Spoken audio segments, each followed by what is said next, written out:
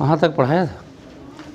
अच्छा अच्छा, एलिमिनेशन पढ़ाना था ना, कन्फर्मेशन बता दिया था, कन्फर्मर्स एल्केन के बता दिया था, समझ में आ गया था, वो दे लेना है ना, फिर वीडियो लेक्चर डाल दिए जाएंगे उसके। एलिमिनेशन 10वां पॉइंट है शायद।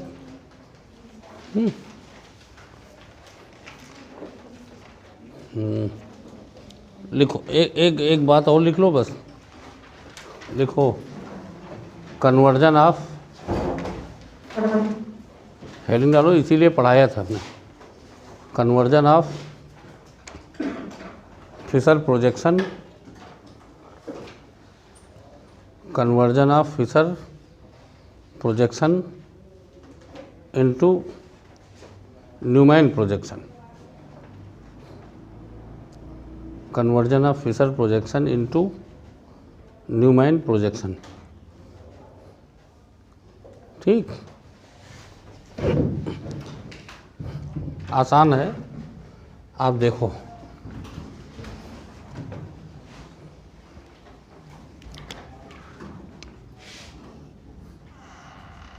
जैसे ये है, मान लिया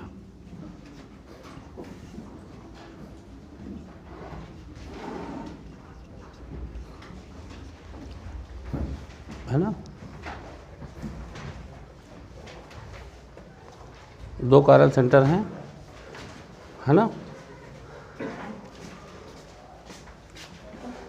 और ये फिशर है, फिशर प्रोजेक्शन है बच्चों, ये रेसमिक पिक्चर है भाई, नॉट डिविजिबल है तो रेसमिक होगा,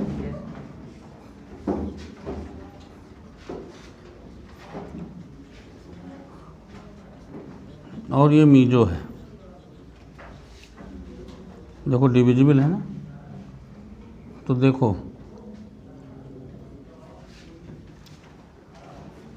अब चाहे इस कारल सेंटर को पहला मान लो, चाहे इसको मान लो, वैसे नीचे वाले को माना जाता है। ठीक, हमेशा नीचे वाले को, वैसे किसी को मानो उससे कोई फ़र्क नहीं पड़ेगा, लेकिन नीचे वाले को डॉट मानते और ऊपर वाले को ये मान लेते। ठीक, और बेटा हमेशा पहला पिक्चर इक्लिप्स ही बनाया जाता है,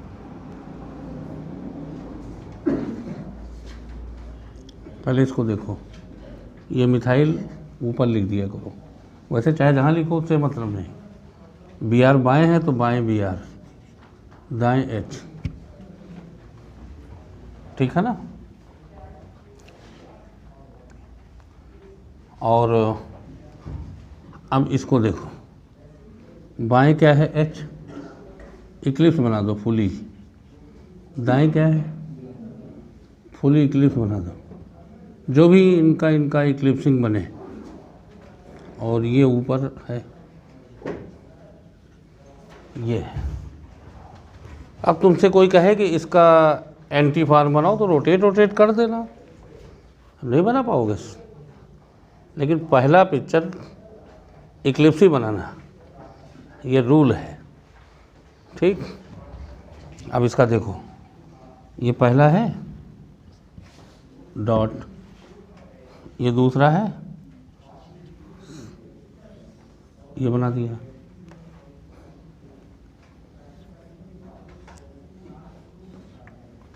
ठीक।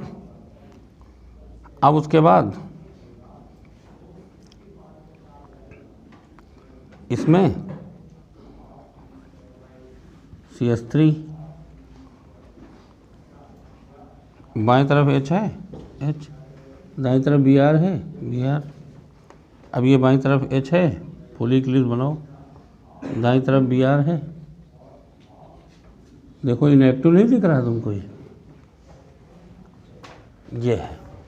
अब तुमसे कोई कहे कि इसका एंटी बनाओ तो घुमा दीजिए 180 डिग्री, तो ये मिथाइल नीचे नहीं आ जाएगा, ये Br यहाँ नहीं आ जाएगा, इनको तो घुमाने नहीं है, इससे जुड़े बॉन्ड घुमाए जाते हैं, ये है, समझे। और तुमको कभी मान लिया जैसे ऐसे दिया गया, CH3 HBr है ना, CH3, ठीक, कुछ भी लिखा हो HBr। अब तुमसे कोई कहे कि इसका फिशर बनाओ, तो बच्चा इसको इक्लिप्स में कन्वर्ट कर लो, तो 60 डिग्री घुमा दो, तो ये मिथाइल यहाँ आ जाएगा, ये Br यहाँ आ जाएगा, ये H यहाँ आ जाएगा।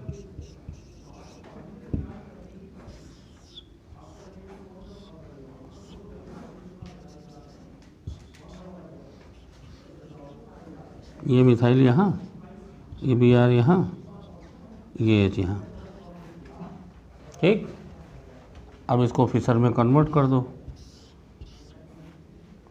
तो नीचे वाला तो आप ये लेते हो, बाईं तरफ H है, दाईं तरफ Br है, मिथाइल ये हो जाएगा। अब इसको देखो, बाईं तरफ क्या है बताओ, और दाईं तरफ क्या है,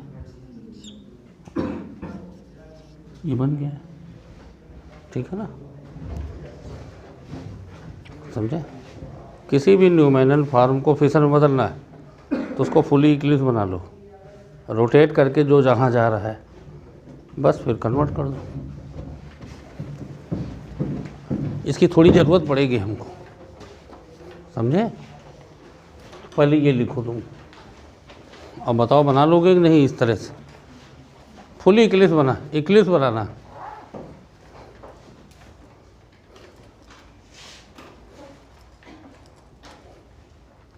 इससे कम से कम जो है ना टाइम बचेगा, जो पेपर डाउनलोड करके डाल दिया तलुतन,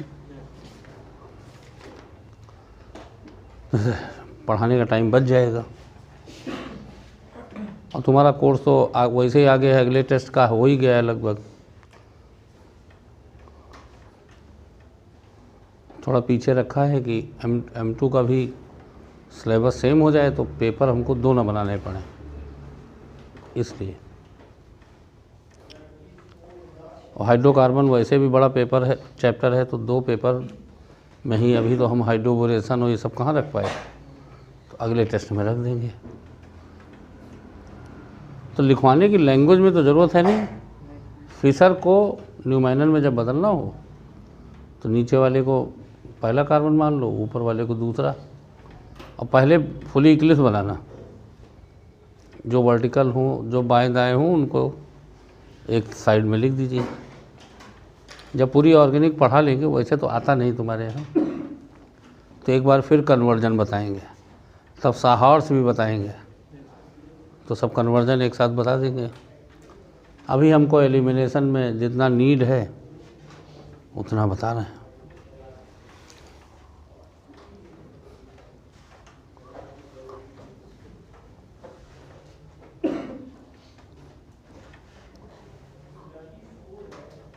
तो एलिमिनेशन में इसकी ज़रूरत पड़ेगी हमें।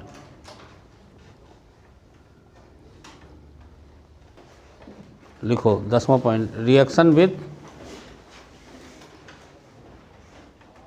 Basic nucleophile.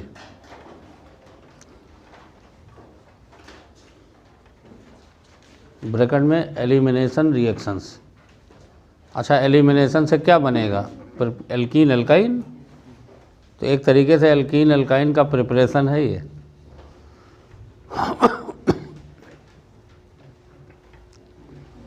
Alkene, preparation of alkene and alkyne, elimination reaction.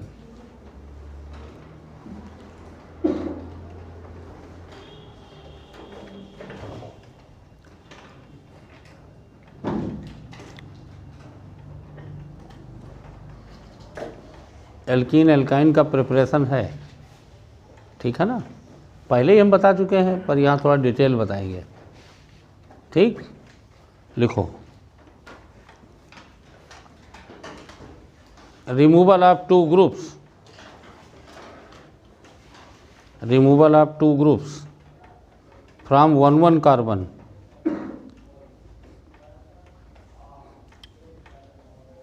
Bracket में 1,1 कार्बन, ब्रैकेट में लिख दो अल्फा एलिमिनेशन, और डैश कार्बीन लिख दो, कार्बीन की रिएक्शन आती है वो, alpha elimination dash carbene, carbene के थ्रू होती, कुछ ज़्यादा है नहीं कोर्स में, 2 रिएक्शन। मेन जो है 1,2 एलिमिनेशन होता है। तो 1,1 कार्बन लिख लिया, अब कामा 1,2 कार्बन ब्रैकेट में beta elimination,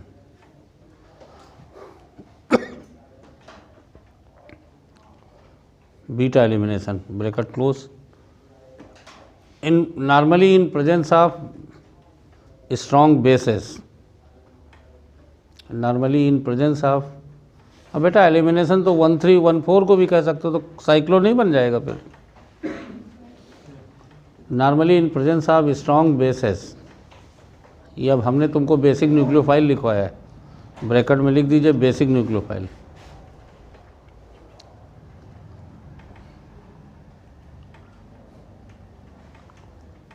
bracket close, to give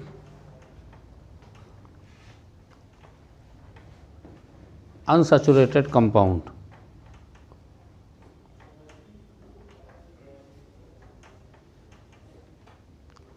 is called as elimination reaction.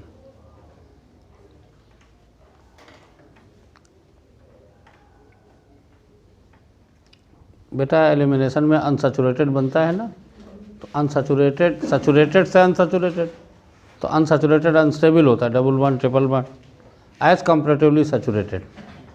तो इसीलिए ये रिएक्शन नॉर्मली इंडोथर्मिक में, मतलब हीटिंग में होती है। सब्स्टिट्यूशन में हीटिंग कोई ज़रूरी नहीं, ये लेकिन इनमें हीटिंग करनी पड़ेगी। तो ले लीजिए normally elimination reaction are endothermic, carried out in presence of heating. Reagent तो लोगे हीट भी करोगे। Normally elimination reaction are endothermic, carried out in presence of heating.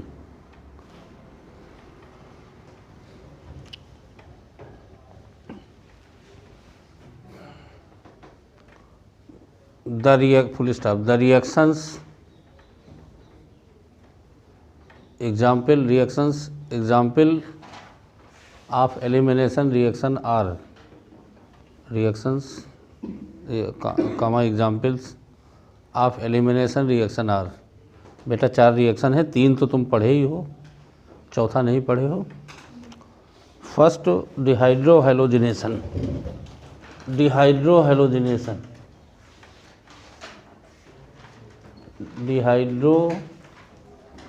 ये तो तुमको पहले पढ़ाया कि नहीं पढ़ाया? डिहाइड्रोहेलोजिनेशन पढ़ाया था नहीं, सेकंड थर्ड पॉइंट में। हाइलोजिनेशन का मतलब hydrogen acid HCl HBr HI, और डिहाइड्रोहेलोजिनेशन का मतलब HBr HCl का निकल जाना, डिहाइड्रोहेलोजिनेशन। ठीक। दूसरा है डीहेलोजिनेशन, ये भी डीब्रोमिनेशन पढ़ा नहीं चुके हैं, फ्री रेडिकल रिएक्शन याद करिए, वो कोलवेज और वुड्स। अब यहाँ थोड़ा डिटेल बता देंगे।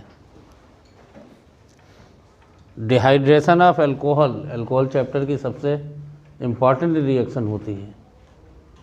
डिहाइड्रेशन ऑफ अल्कोहल मतलब इसमें वाटर निकलेगा, तो ये ठीक। ये 3 तो तुम इंटरमीडिएट में भी पढ़े होगे। चौथा रिएक्शन तुम्हारे कोर्स में नहीं है, हाफमैन एलिमिनेशन।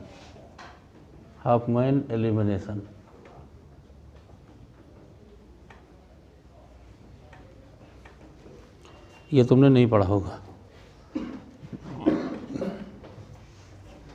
पायरोलिटिक बेटा कोर्स में नहीं है, तो मैं लिख नहीं रहा हूँ। ठीक, पायरोलिटिक भी होता है। कि 4 एग्जाम्पल हैं, चारों में एल्कीन या एल्काइन बनेगा। ठीक, तो यही है एल्कीन एल्काइन का प्रिपरेशन। ठीक, लिखो आगे। द मैकेनिज्म इन्वॉल्विंग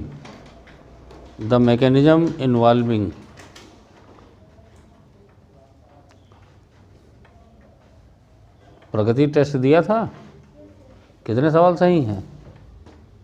100 सवाल सही है कि नहीं? 100 क्वेश्चन।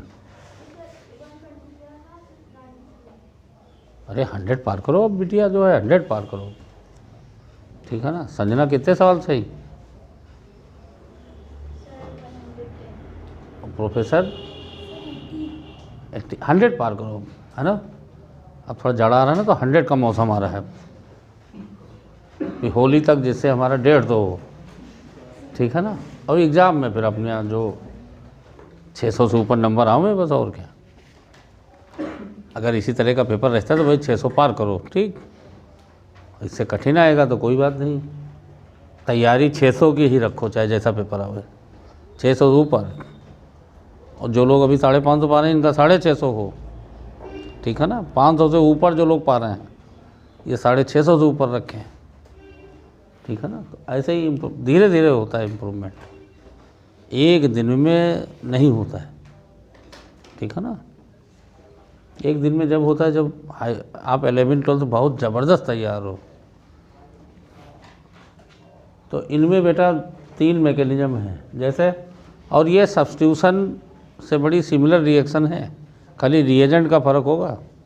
बेसिक न्यूक्लियोफाइल ले रहे होते एलिमिनेशन, नॉर्मल लोगे सब्स्टिट्यूशन। तो E2 जैसे SN2 वैसे E2, जैसे SN1 वैसे E1, जैसे SNI वैसे E1CB। ये थोड़ा रेयर होती, CB कॉन्जुगेट बेस। तो 3 मैकेनिज्म हैं, ठीक है ना। तो इन्हीं तीनों को ज़रा डिटेल में पढ़ लीजिए। और वैसे इस बार तो एलिमिनेशन का सवाल बहुत आसानी दे दिया गया, वही दूसरा तीसरा पॉइंट जिसको तैयार है उसी से हो जाएगा। सेट जब रूल, एक्चुअली NCERT में सेट जब रूल ही दिया गया है, तो वो लोग पेपर रखते हैं तो भाई NCERT का रखना है, तो सेट जब रूल ही रख दिए। ये E2 लिखो, the mechanism involving in these reactions are, the mechanism involving in these reactions are E2 elimination bimolecular, comma E1 elimination unimolecular, comma E1CB। Full form लिखने की जरूरत नहीं, अभी सब जान जाओगे, ठीक। तो एक एक करके बताना शुरू करते हैं। E1CB, इनका फुल फॉर्म मत लिखिए, अभी सब लिखोगे ही। तो हेडिंग डालो E2 एलिमिनेशन, ठीक। E2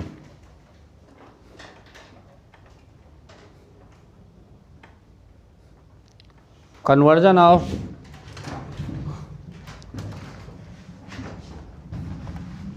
ethyl bromide, conversion of ethyl bromide in presence of alcoholic base,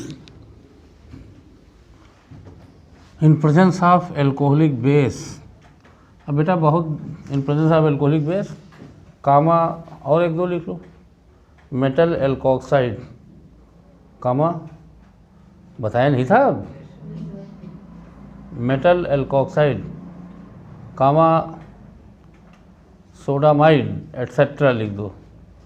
3 बहुत ज़्यादा यूज होते हैं, sodamide etcetera in etcetera to give alkene was found to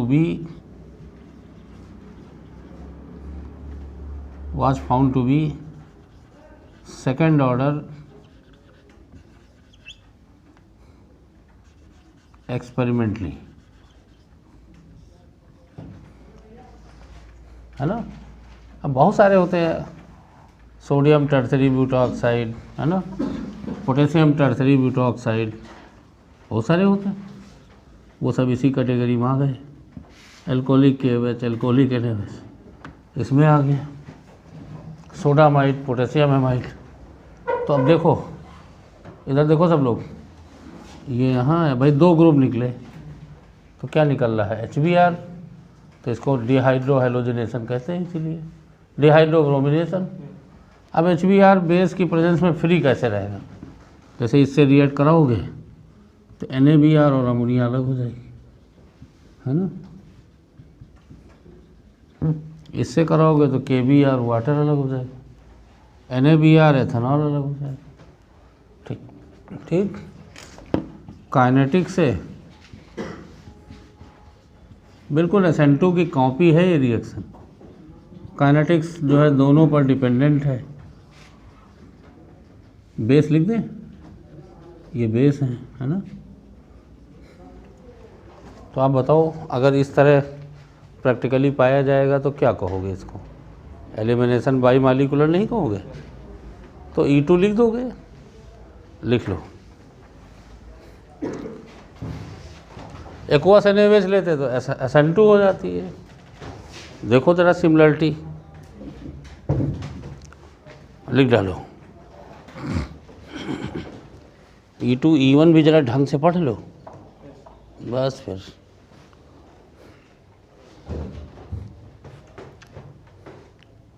ज़्यादा मैकेनिज्म बेटा इनमें इम्पोर्टेंट नहीं है, इनमें वही सेटजब रूल इम्पोर्टेंट है जो भी बताएंगे आगे। एक दो एस्पेक्ट मैकेनिज्म के और इम्पोर्टेंट है। अच्छा बताओ, बेस पे भी डिपेंडेंट है और एल्किल हैलाइड पे भी। ठीक, तो ये एलिमिनेशन डायरेक्ट होता है, कोई इंटरमीडिएट नहीं बनेगा, क्योंकि दोनों मालिक्यूल डिपेंडेंट हैं। तो तुमको डायरेक्टली लिखना पड़ेगा जिसमें दोनों मालिक्यूल भाग लें, रेट डिटरमिनिंग स्टेप में दोनों भाग लें, है ना।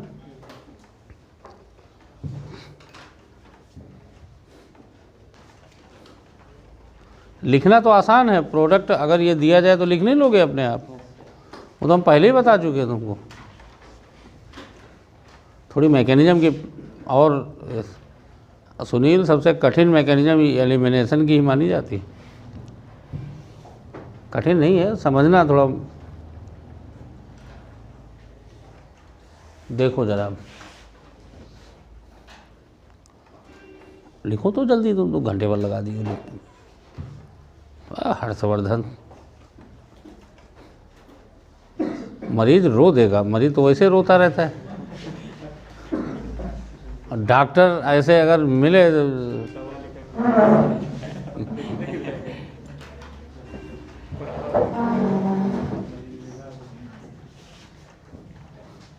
इसमें बेटा सेटजब रूल ही अभी आगे बताएंगे, वो सबसे इम्पोर्टेंट होगा।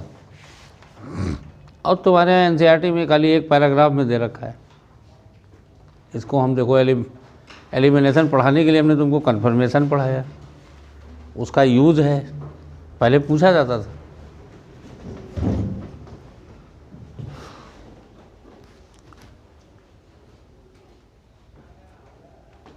अच्छी मैकेनिज्म पढ़ोगे तो बढ़िया रहता है भाई। फिर तुमसे क्वेश्चन गलत, जिस लेवल का पेपर हमने लिया था कल, और देखिए तुम लोगों ने 35, 30, 35 तो सबके सही हुए होंगे, है ना। कुछ लोग 40 तक भी पहुँचे होंगे।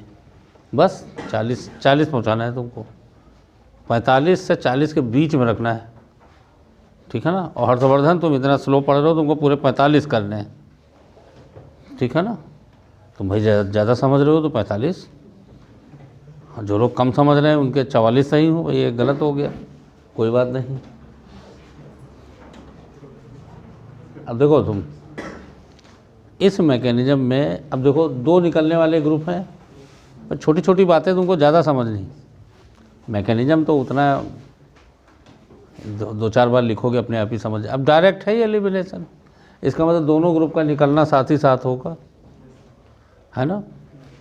ये बेटा देखो विड्राइंग है, बीटा जानते हो क्यों कहा जाता है? हम ज़्यादातर अल्फ़ा यूज़ कर लेते हैं, पर बीटा क्यों कहते हैं? ये दोनों एक दूसरे के बीटा पोजीशन पे, इसलिए हाइड्रोजन और Br बीटा पे हैं कि नहीं दोनों? अरे Br फिर अल्फ़ा फिर बीटा, बीटा फिर हाइड्रोजन, या इसको ग्रुप मान लो तो अल्फ़ा बीटा, बीटा Br, इसलिए इसको बीटा एलिमिनेशन कहते हैं, समझे। 1-2 एलिमिनेशन, कॉमनली 1-2 बोला जाता है, 1-2 एलिमिनेशन, ठीक। तो देखो Br विड्राइंग है, इससे इलेक्ट्रॉन खींचे। ये अब हम लोग जो है जो पढ़ाते हैं तो इसको लीविंग ग्रुप कहते हैं, समझे। लीविंग ग्रुप इस पे लगा है तो इसको हम अल्फ़ा बोल देते हैं, ठीक। कार्बोनियम आयन के सेंस में बोला जाता है। तो अब बताओ, ये Br अगर विड्राइंग है तो ये यहाँ से इलेक्ट्रॉन खींचेगा, ये यहाँ से खींचेगा, ये यहाँ से खींचेगा। तो बताओ अल्फ़ा हाइड्रोजन एसिडिक नहीं हो जाएगा? बेस कोई एक ले लो, इसमें मान लिया NH2 लिया, NH2 माइनस, एल्कोहलिक KOH होगा तो OH माइनस, C2H5ONA है तो C2H5O माइनस। तो चूंकि ये एसिडिक है तो बेस और इसका नेचर बेसिक है। अब केवल अमोनिया लेते तो वो यहाँ अटैक करता SN2 की तरह। बेस है तो प्रोटॉनों को खींचेगा, यही अंतर है। एक्वस NaOH लेते तो OH आयन होता उसमें तो वो इसको खींचता, ये निकल जाता। यही तो है, तुम तो कर ही चुके हो। तो बेटा जैसे जैसे बेस इस हाइड्रोजन को अपनी ओर खींचता जाएगा, हाइड्रोजन H+ है तो ये इलेक्ट्रॉन धीरे धीरे इधर आते जाएंगे और ये Br फिर धीरे धीरे निकलता जाएगा। दोनों साथ साथ हो रहा है, दोनों लीविंग ग्रुप का डिपार्चर अब्स्ट्रैक्शन साथ साथ हो रहा है। थोड़ा हीटिंग रिक्वायर्ड होती इसमें, लेकिन क्या 1 by 1 तो है नहीं, तो इसमें कोई इंटरमीडिएट नहीं बनता। तुम ट्रांजिशन स्टेट कह सकते हो कि भाई ये इलेक्ट्रॉन देता जा रहा है H+ को, H भी निकलता जा रहा है,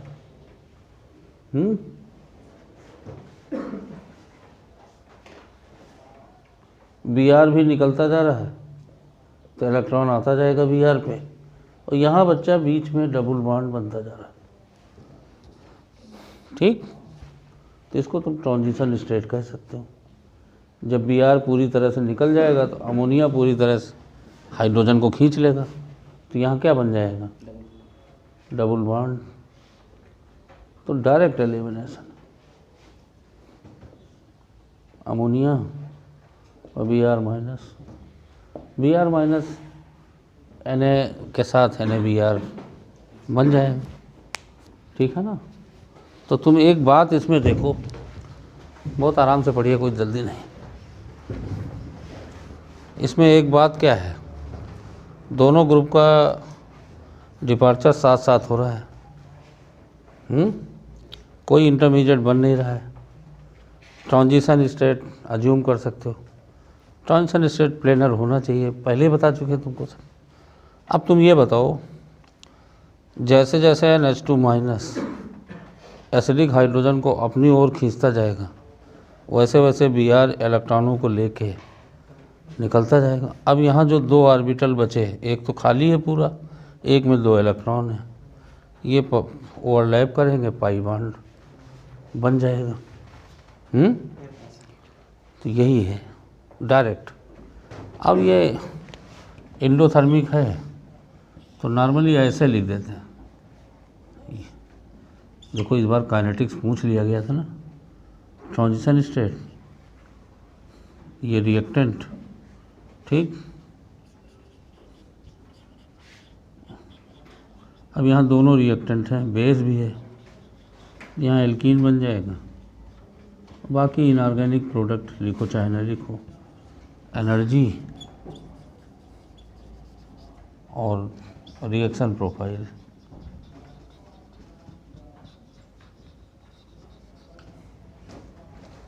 ये है ना।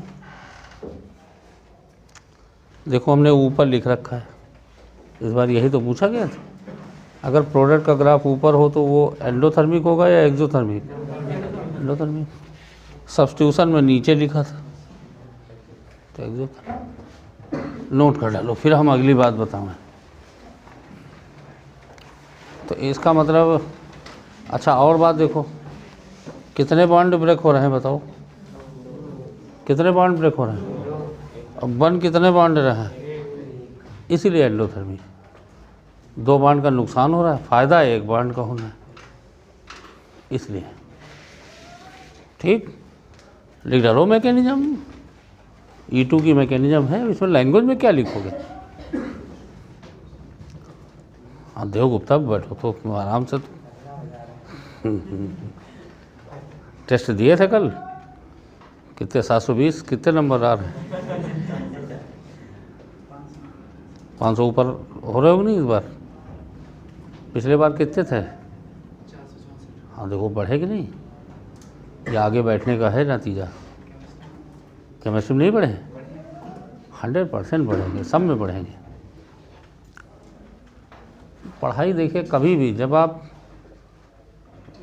ईमानदारी से मेहनत करना शुरू कर दोगे,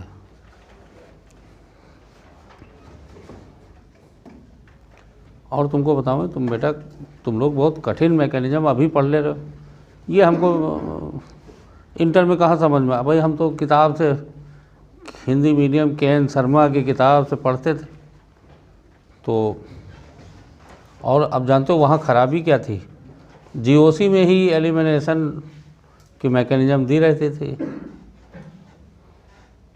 वहीं से पढ़ते थे इसको। और 11th में टाइप्स ऑफ रिएक्शन में सब्स्टिट्यूशन एलिमिनेशन गलत ट्रैक था।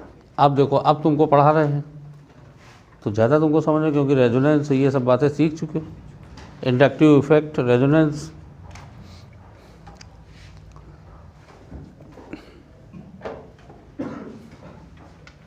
गुफरान नंबर बढ़े कि नहीं इस बार?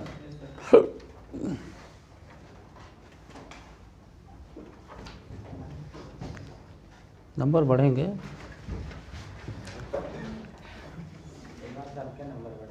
नहीं, नंबर सब पे बढ़े।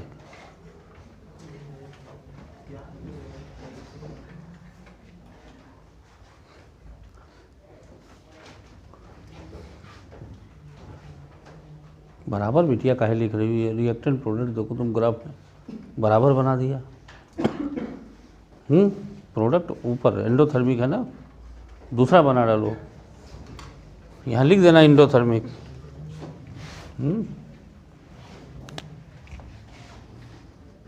E2 है ये, और डेल्टा H ग्रेटर देन 0 है, ऐसे लिख दो। एंडोथर्मिक का ही तो ग्रेटर देन होता है। इस बार काइनेटिक्स में ग्राफ पूछा गया, तो काइनेटिक्स में तो पढ़ाएंगे ही, लेकिन हम चाहते हैं हम 10 बार हम खुद ग्राफ बना दें, जहाँ मौका लगे वहाँ ग्राफ बनाओ।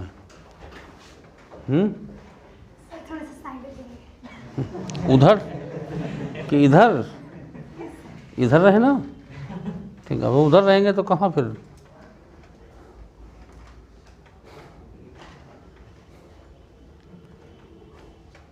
तुमको लिखने में कोई तकलीफ नहीं होगी।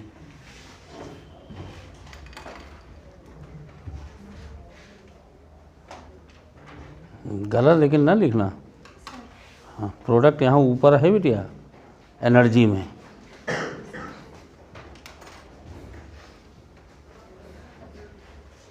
ये जो एनर्जी जो है प्रोडक्ट की ऊपर होती है, एंडोथर्मिक अगर है, एक्सोथर्मिक है तो नीचे।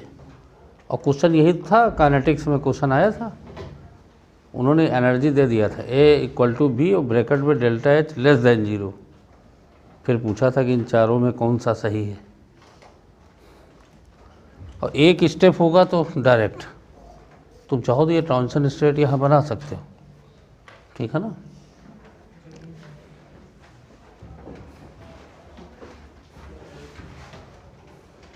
और ग्राफ में थोड़ा ऐसा दिखे, अब जैसे बिटिया बनाई हो ग्राफ, तुम इतना दिमाग लगाए कि सर साइड हो जाए और आप साइड हो जाए तो सब सही।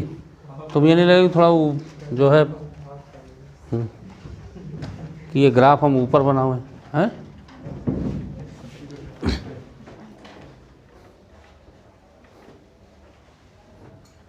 तुम्हारा दिमाग इसमें रहा कि सर जो है 10 सेंटीमीटर इधर उधर हो, इसमें दिमाग नहीं लगाई। ये तुमको ये सारी चीज़ें पूरी ऑर्गेनिक ख़त्म होने पे आधी चीज़ें फिजिकल की तुमको याद करा देंगे हम। हमको जो काम आगे करना होता है उसकी भूमिका दिमाग में। एज ए टीचर हम बच्चों कभी खाली नहीं रहते मेंटली, और तुम्हारे लिए क्या करना है, कैसे पढ़ाना है, कैसे करना चाहिए, वो सब दिमाग में प्लान करके। ऐसे नौकरी नहीं करते कि पढ़ा दे, काम ख़त्म हो, इनसे छुट्टी मिले, ये नहीं रहता है। तो अब तुमको ये कई बार हम बना चुके हैं ये ग्राफ, इस बार देखिए पूछ लिया गया, और हड़ताली बनाते हैं हम, और इस बार पूछ लिया गया। और उसमें किसी काइनेटिक्स और में पढ़ने की क्या ज़रूरत है, अगर ये तुमको याद है तो ठीक है।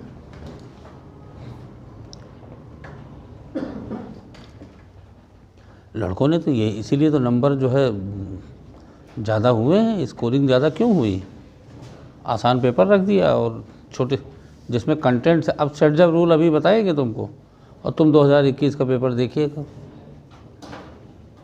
तो वो बोर्ड में भी शायद हमको लगता है उतना आसान नहीं पूछा जाएगा।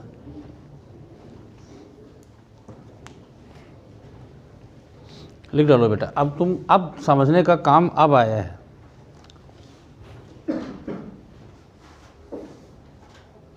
ये तो देखो काइनेटिक्स थी, काइनेटिक्स तो प्रैक्टिकल होता है ना भाई। जैसे मान लीजिए एग्ज़ाम में तुम्हारे नंबर 620 आए तो तुम सेलेक्ट ही तो होगे फिर, ये है।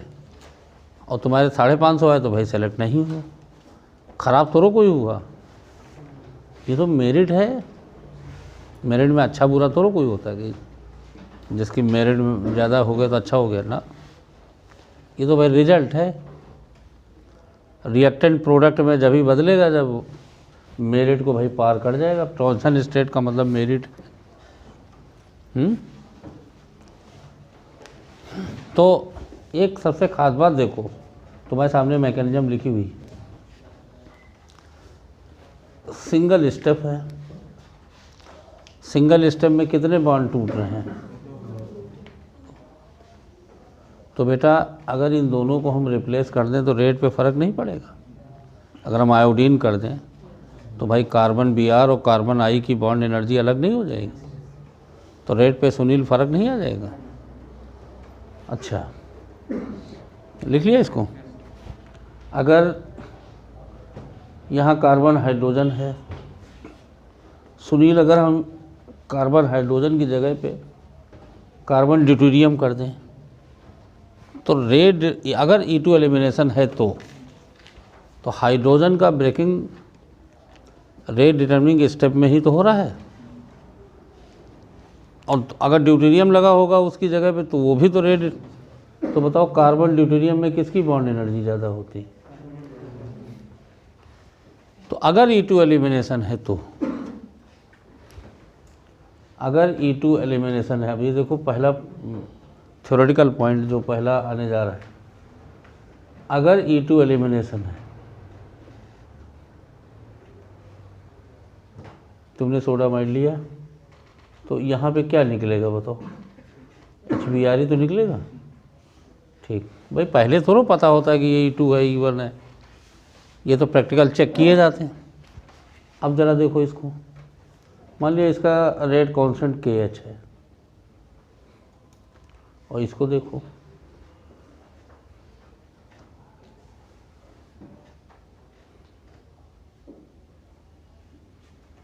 भाई, वही एलिमिनेशन अब किया गया, तो अब यहाँ भी DBr निकलेगा, H की जगह क्या निकलेगा? मान लिया इसका रेट कांस्टेंट KD हो गया, है ना। तो अब तुम बताओ, अब देखिए दो चीज़ें हैं। अगर ये E2 एलिमिनेशन है तो किस बॉन्ड की ब्रेकिंग स्लो हो जाएगी? भाई दोनों ब्रेकिंग रेट डिटर्मिनिंग स्टेप में होती हैं, दोनों की ब्रेकिंग। E1 जब अभी पढ़ाएंगे तो उसमें ये वाली ब्रेकिंग रेट डिटर्मिनिंग स्टेप में नहीं होती, ठीक। तो अब आप बताओ, अगर KH की वैल्यू KD से ज़्यादा पाई गई तो इसका मतलब ये E2 है कि नहीं? ऑब्वियसली E2 होनी चाहिए, क्योंकि E2 एलिमिनेशन में रेट डिटर्मिनिंग स्टेप में हाइड्रोजन और Br दोनों का रिमूवल होता है, लीविंग ग्रुप और हाइड्रोजन, अल्फ़ा हाइड्रोजन। तो अब मेरे बच्चे, अगर अल्फ़ा हाइड्रोजन जब ड्यूटेरियम होता तो ड्यूटेरियम की तो बॉन्ड एनर्जी ज़्यादा है, तो रिएक्शन स्लो नहीं हो जाएगी, क्योंकि रेट डिटर्मिनिंग स्टेप में हो रहा है। तो E2 elimination has an isotopic effect, समझे? क्योंकि दोनों ग्रुप का रिमूवल रेट डिटर्मिनिंग स्टेप में हो रहा है। तो अगर दोनों ग्रुप को तुम बदल दोगे तो रेट पे फ़र्क नहीं आ जाएगा।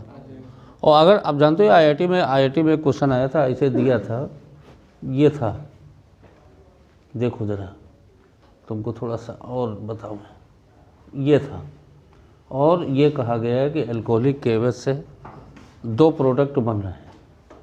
अब इसलिए यहाँ अल्फ़ा इधर भी है इधर भी है, अगर इधर से हाइड्रोजन निकालते हो तो ये बना, और बेटा इधर से हाइड्रोजन निकालते हो तो ये बन जाएगा। दोनों पॉसिबल है कि नहीं? अगर तुमसे कहा जाए, सुनो ज़रा, अगर तुमसे कहा जाए कि इस एलिमिनेशन में, खुद तो एलिमिनेशन ही रहा ना, इस एलिमिनेशन में अगर दोनों के बनने का रेट, दोनों प्रोडक्ट के बनने का रेट बराबर है, क्यों होगा E2? E2 में तो ड्यूटेरियम का निकलना और हाइड्रोजन का निकलना अलग अलग रेट से। तो अगर ये E2 एलिमिनेशन होता तो पहले कौन बनता? ये वाला प्रोडक्ट पहले बन जाना चाहिए या ज़्यादा बन जाना चाहिए, परसेंटेज ज़्यादा होना चाहिए। लेकिन अगर तुमसे कहा जाए नहीं, दोनों बराबर रेट से बन रहे हैं, तो क्या E2 टिक करोगे मैकेनिज्म? बताइए सुमित, बोलो भाई।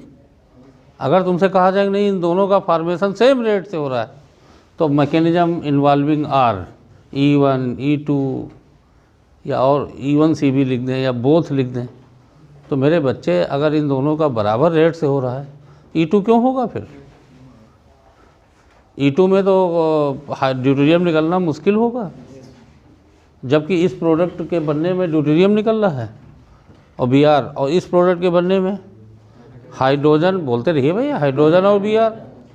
और चूँकि हाइड्रोजन का निकलना या दोनों ग्रुप का निकलना रेट डिटर्मिनिंग स्टेप में होता है E2 में, तो अगर हाइड्रोजन के हटा के तुम ड्यूटेरियम लगा दोगे तो रेट स्लो नहीं हो जाएगा, या ट्राइटियम लगा दोगे तो रेट स्लो नहीं हो जाएगा और स्लो हो जाएगा। तो ये पहली पकड़ थी E2 एलिमिनेशन, जो थ्योरेटिकल पहचान थी। E2 elimination has an isotopic effect, समझे? Because both the groups are removed in rate determining step. Therefore, if hydrogen is replaced by deuterium, then rate becomes lowered, and therefore E2 elimination has an isotopic effect. अब इसको घुमा फिरा के देखो, IIT में ऐसे पूछा गया था कि इफ़ दिस रिएक्शन दे दी गई थी कि और फिर स्टेटमेंट 1-2 के सवाल आते हैं कि भाई अब लिख दिया जाए कि if it is E2 elimination, then rate of formation of both product will be same, तो फॉल्स हो गया। अगर E2 एलिमिनेशन है तो पहले का रेट ज़्यादा होगा, और तुमसे कहा जाए नहीं, if it is E1 elimination, एक रिएक्शन में कई मैकेनिज्म हो सकती है, ऐसा थोड़ा हो कि E2 अलग होगा तो E1 नहीं होगा उसमें, इसमें दोनों हो सकते हैं। और फिर दे दिया है नहीं, if formation of both are take place in same rate, तो फिर क्या होगा? E2 तो नहीं होगा, E1 हो जाएगा। अभी E1 बता देंगे। तो E2 में आइसोटोपिक इफेक्ट पाया जाता है, E1 में नहीं पाया जाता, समझे? और E1CB में भी एक खास बात है, अभी बता देंगे आगे। तो ये पहला पॉइंट, पहला जो कॉन्सिक्वेंस था भाई, मैकेनिज्म और ऑर्डर, और ये प्रैक्टिकल है, ठीक। तो फर्स्ट कॉन्सिक्वेंस, हाथ नहीं हिलाओ, बैठो ठीक से।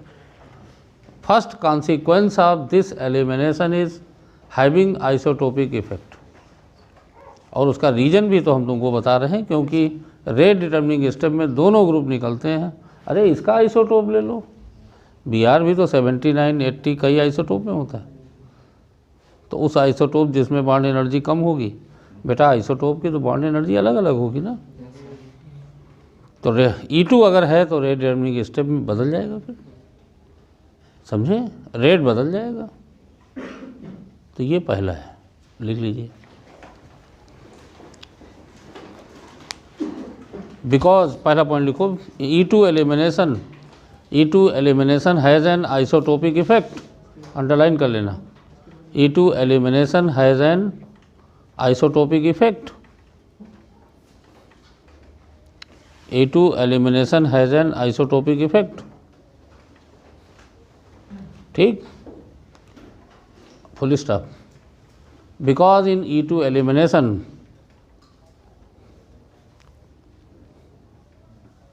both the leaving group are departs in rate determining step.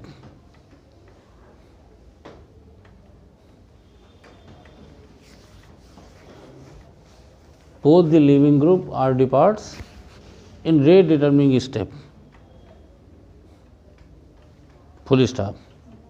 अगली लाइन में लिखो, for example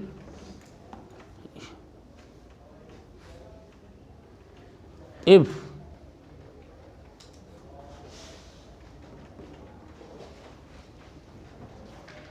hydrogen is replaced by deuterium,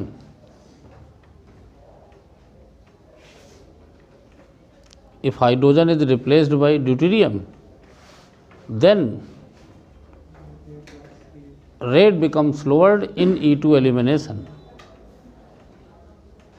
Then rate becomes lowered in E2 elimination.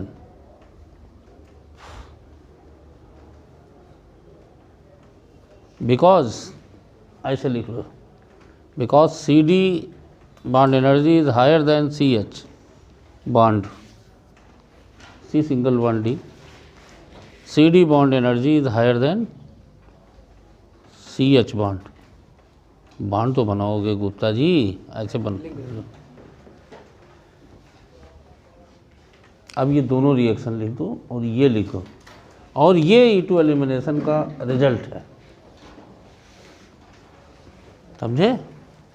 कौशलेन समझ रहे हो ना? हाँ।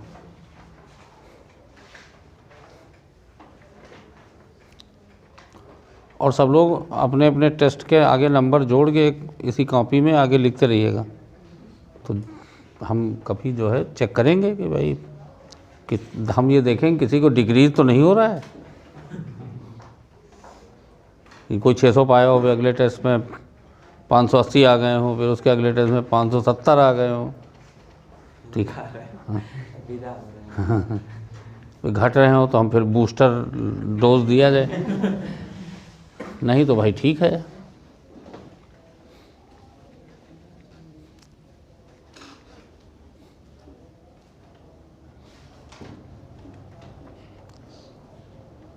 कई लोगों के कम भी आ रहे हैं, कई लोगों के कम आ रहे हैं, हाँ, तो बूस्टर डोज जरूरी है।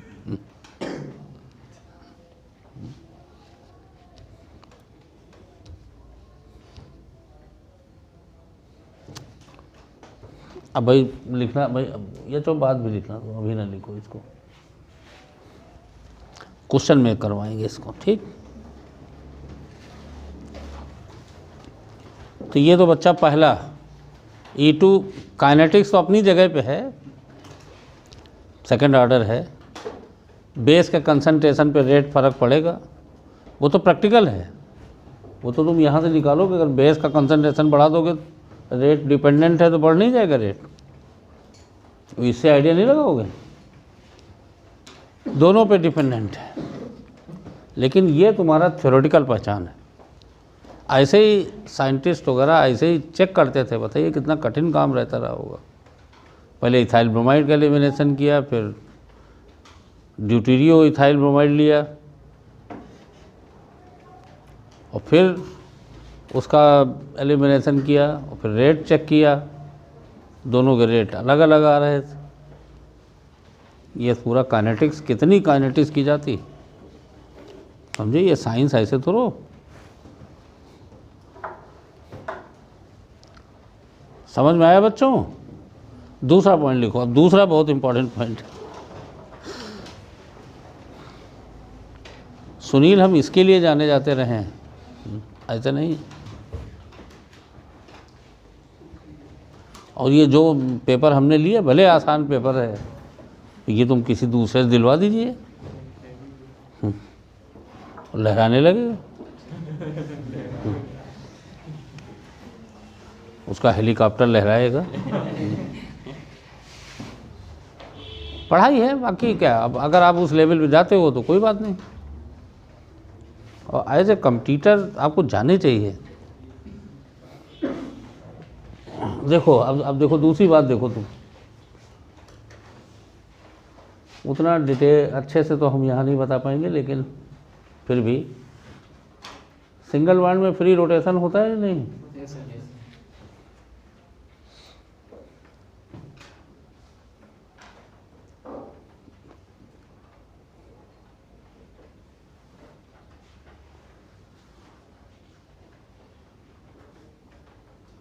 खैर सिंगल बॉन्ड में तो कोई प्रॉब्लम नहीं होती, तो फ्री रोटेशन होता है, लेकिन फिर भी हम मान लें कि नहीं होता फ्री रोटेशन। तो अब जब देखो दोनों ग्रुप यहाँ स्पेस में एक दूसरे के एंटी, ठीक बेटा, जो ये पाई बॉन्ड बनता है ना, ये सिमेट्रिकल ओवरलैपिंग होनी चाहिए। सिमेट्रिकल का मतलब जैसे ये इंटरन्यूक्लियर एक्सिस है, चिंता ना करो, क्वांटम नंबर और ये सब भी पढ़ाएंगे तुमको, फूल पत्ती और ये सब, तो ये तो बहुत ही आसान है। इसको हमें पढ़ाने में 6-7 दिन लगेगा, हम पूरा पढ़ा डालेंगे, एटॉमिक स्ट्रक्चर से क्वांटम नंबर और केमिकल बॉन्डिंग। उसमें इम्पॉर्टेंट खाली केमिकल बॉन्डिंग है, बाकी तो आप पढ़ते आ रहे हो। देखो ये बेटा एक्सिस लाइन होती है, न्यूक्लियस की डायरेक्शन है, और जब जो पाई बॉन्ड बनते हैं वो परपेंडिकुलर डायरेक्शन में बनते हैं। न्यूक्लियस की मान लिया ये एक्सिस है तो पी ऑर्बिटल ऊपर नीचे होने चाहिए। लेकिन इसमें सबसे खास बात जानते हो क्या है कि सिमेट्रिकल ओवरलैपिंग, मतलब जितना हिस्सा ऊपर हो उतने हिस्सा नीचे होना चाहिए। ये नहीं कि ये ऐसे हो, ऐसे नहीं, ये बेटा अनसिमेट्रिकल, मतलब या ऐसे हो, देखो ज़रा ऐसे नहीं होना चाहिए, ठीक, मतलब एक तरफ इलेक्ट्रॉन डेंसिटी ज़्यादा हो एक्सिस के, इसका मतलब फिर वो पाई बॉन्ड फॉर्मेशन नहीं हो पाएगा। ये बहुत इंपॉर्टेंट बात तुमको मैं बता रहा हूँ, और शायद मेडिकल स्तर पे ये बात समझ लोगे तो फिर एलिमिनेशन जो हमारा टारगेट है वो पूरा हो जाएगा।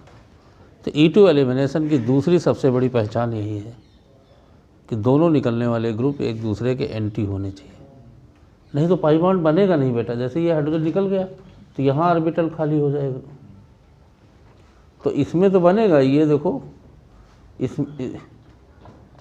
इसमें तो बन जाएगा, क्योंकि दोनों का एरिया लगभग बराबर हो जाएगा, एक छोटा है इधर, एक बड़ा है इधर, भी एक छोटा है ऊपर बड़ा, लेकिन इसमें नहीं बनेगा, क्योंकि इसमें अगर ये सिचुएशन आ जाएगी, देखो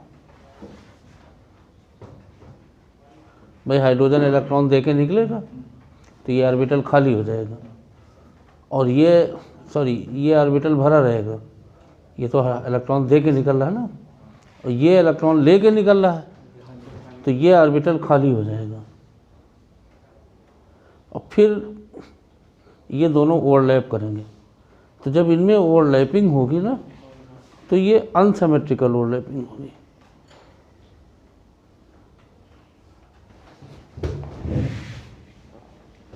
ऐसे ऐसे तो नो पाई बॉन्ड फॉर्मेशन। लेकिन जब इसमें होगा तो इसमें ये होगा,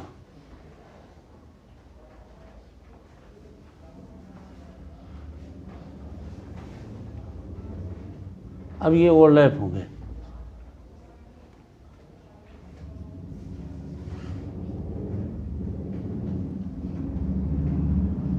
जो पाई बॉन्ड का एरिया होगा बराबर होगा, ठीक, ये, पर इसमें अनइक्वल होगा, तो पाई बॉन्ड फॉर्मेशन। तो अब देखिए ज़रा, एंटी एलिमिनेशन होगा, दोनों निकलने वाले ग्रुप एक दूसरे के क्या होने चाहिए, अपोजिट होने चाहिए, स्पेस में अपोजिट।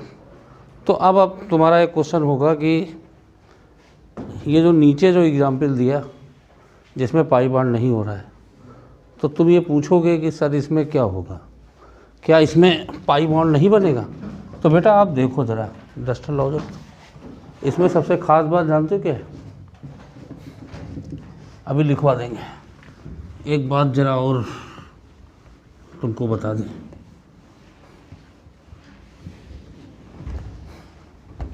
इसीलिए E2 एलिमिनेशन को एंटी एलिमिनेशन कहते हैं, समझे? Anti elimination. ये देखो, अब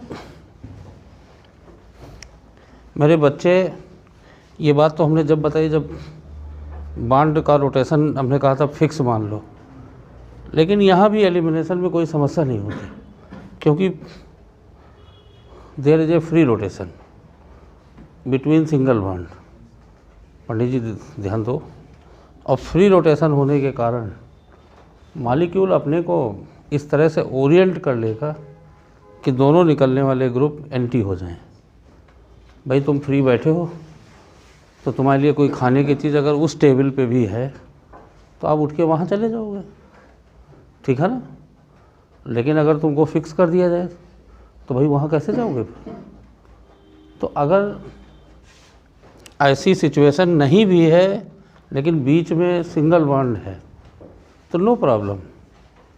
आप हीटिंग इसीलिए तो करते हो कि मॉलिक्यूल को एनर्जी मिले, वो अपने को इस तरह से ओरिएंट कर ले कि दोनों निकलने वाले ग्रुप क्या हो जाएं, एक दूसरे के एंटी हो जाएं। लेकिन मेरे बच्चे, ये IIT में सवाल आया था, और अब तुम यहाँ देखो, ये देखो,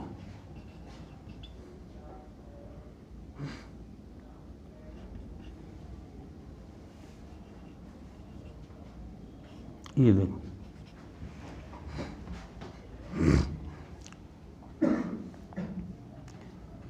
वन ब्रोमो 2 मिथाइल साइक्लोपेंटेन, ठीक? तो अब सेटजब रूल के अकॉर्डिंग तो ये बनना चाहिए, जहाँ स्टेबल एल्कीन बननी चाहिए, यहाँ से हाइड्रोजन निकलना चाहिए, HBr, ठीक? यहाँ से माइनर बनना चाहिए, मतलब ये वाला प्रोडक्ट नहीं बनना चाहिए। पर मेरे बच्चों, ये तो ऑलरेडी बताओ Br और बताओ ये हाइड्रोजन हाइड्रोजन ट्रांस है कि नहीं? तो एक बार हम इसको लिख दें, ट्रांस 1 ब्रोमो 2 मिथाइल साइक्लोपेंटेन। तो यहाँ पे दोनों निकलने वाले ग्रुप जो हमने गोलेम बनाए, ये दोनों एक दूसरे के सिस पोजीशन में है या ट्रांस पोजीशन में? नहीं, ये दोनों जो निकलने वाले ग्रुप सिस पोजीशन में है ना। और साइक्लो एल्केन में तो हिंडर्ड रोटेशन होता है, तो क्या मॉलिक्यूल अपने को ओरिएंट कर पाएगा? तो ये मेजर प्रोडक्ट है 3 मिथाइल साइक्लोपेंटेन, एंटी सेटजब, जो कि एलिमिनेशन में नहीं होता है या कम होता है। साइक्लोपेंटीन मेजर एंटी सेटजब प्रोडक्ट है, ठीक? जबकि ये नहीं होना चाहिए। नॉर्मली ये बनता है सेटजब प्रोडक्ट, ये माइनर या नहीं बनता है, ठीक? तो ऐसी प्रॉब्लम यहाँ क्यों है? क्योंकि यहाँ दोनों सेटजब के अकॉर्डिंग अगर एलिमिनेशन कर रहे हो तो दोनों निकलने वाले ग्रुप सेम साइड में है, और मॉलिक्यूल में हिंडर्ड रोटेशन है क्योंकि साइक्लिक है। तो हिंडर्ड रोटेशन फिर अपने को ओरिएंट कैसे कर पाएगा? फ्री रोटेशन होता तो बात बनती। इसलिए बेटा ये वाला हाइड्रोजन निकलता है। ये दोनों एंटी हैं कि नहीं एक दूसरे के, इसलिए एंटी सेटजब जा रहा है एलिमिनेशन। एक और देखो, तुम्हारे यहाँ एम्स में पूछा गया था, मतलब ये सिचुएशन अगर यहाँ आती है तो फिर प्रॉब्लम होगी। देखो,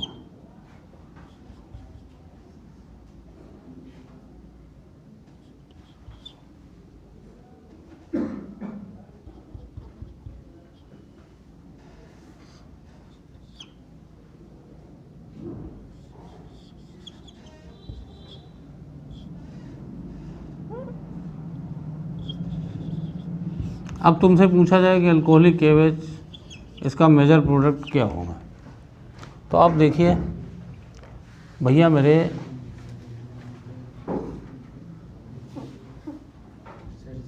एक मिनट पूरा सही पिक्चराइज कर दें, देखो ज़रा। अब यहाँ हाइड्रोजन है, यहाँ ड्यूटेरियम है, मिथाइल दोनों जगह, पर निकलने वाला ग्रुप Br ऊपर की तरफ है, तो इसके साथ जो दूसरा ग्रुप निकलना चाहिए हाइड्रोजन, वो नीचे होना चाहिए। तो इधर तो हाइड्रोजन नीचे है नहीं, इधर नीचे क्या है बताओ। और यहाँ पे भाई ड्यूटेरियम निकलना मुश्किल होता है, अभी तुमको हमने बताया, लेकिन यहाँ चॉइस नहीं हाइड्रोजन निकलने का, क्योंकि यहाँ हिंडर रोटेशन है। तो रोटेशन अगर फ्री रोटेशन होता तो ये हाइड्रोजन नीचे चला जाता है, समझे। तो आप बताइए फिर ये एलिमिनेशन यहाँ से होता है। अब डबल बॉन्ड लग गया तो मिथाइल चाहे जैसे लिख दो, और ये पड़ा रहेगा, यहाँ नहीं होगा हाइड्रोजन। ये है मेजर प्रोडक्ट, समझे। अब ऐसा क्यों हो रहा है, क्योंकि यहाँ रोटेशन हिंडर्ड है, तो हाइड्रोजन नीचे जा नहीं सकता, मतलब अपोजिट Br के। यहाँ Br के अपोजिट ड्यूटेरियम है, ड्यूटेरियम का एलिमिनेशन मुश्किल, मतलब एनर्जी वाइज मुश्किल है, पर ये होगा क्योंकि स्टीरियोकेमिस्ट्री है, समझे। तो E2 एलिमिनेशन का दूसरा सबसे बड़ा importance anti elimination, trans elimination. Both the leaving group must be present in trans position if E2 elimination is carried out, and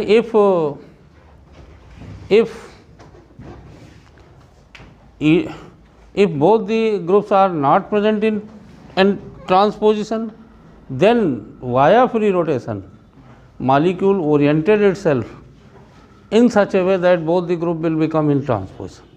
But if such free rotation is not possible, then either elimination does not take place. भाई अगर इधर hydrogen नहीं होता तो फिर होते नहीं, or elimination will take place according to anti-Sergev rule. तो ये दो एग्जाम्पल बाद में लिख देना, समझे। मतलब दूसरा जो सबसे इम्पोर्टेंट, यहाँ कोई समस्या नहीं, यहाँ बेटा हाइड्रोजन चाहे ऐसे लिखा हो चाहे ऐसे लिखा हो, और यहाँ मान लिया 2 ड्यूटेरियम है। अब तुम DBr क्यों निकालोगे, अब तो यहाँ फ्री रोटेशन है, अब हाइड्रोजन घूम के Br के एंटी हो जाएगा, समझे।